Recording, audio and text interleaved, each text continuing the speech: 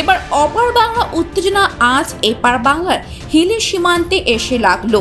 আজ দুপুর 2টো নাগাদ হিলি সীমান্ত দিয়ে দু দেশের মানুষ বৈধভাবে যাতায়াত করলেও ওপারে হাসিনার পতন ও সেনাবাহিনীর হাতে চলে যাওয়ার খবর ছড়িয়ে পড়তে যাতায়াত যেমন বন্ধ হয়ে যায়, তেমনি ভারতীয় হিলি সীমান্তের অপারে বাংলা হিলি সীমান্তে আন্দোলনকারীদের বিক্ষোভ ছড়িয়ে পড়ে।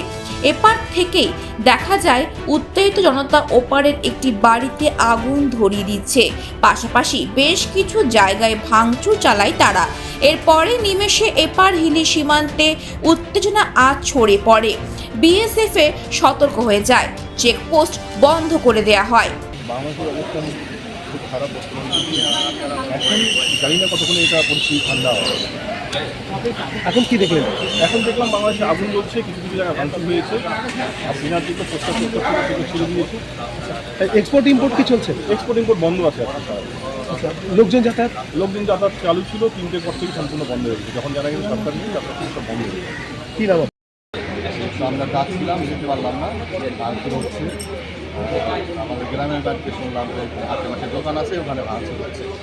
আর আমি থাকি ঢাকায়ও কিছু কিছু জায়গায় আপনার লোকজনের দোকানপাট, নিজের দোকানপাট ভাঙচুর করছে। কতটা আতঙ্কে রয়েছে না? ভীষণ আতঙ্কে আছে। হিলি সীমান্তে বেশ কিছু দোকানপাট বন্ধ হয়ে যায়। খবর পেয়ে বালুরঘাট থেকে জেলা পুলিশের উচ্চ পদস্থ আধিকারিকরা হিলি ছুটে আসেন।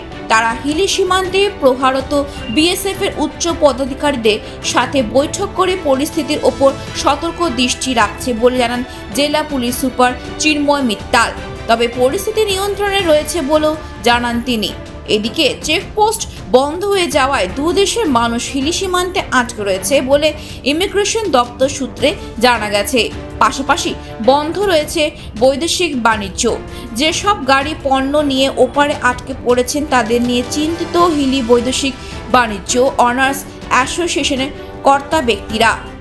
দক্ষিণ দিনাজপুর থেকে নিজস্ব প্রতিনিধি রিপোর্ট, খবর বাংলা।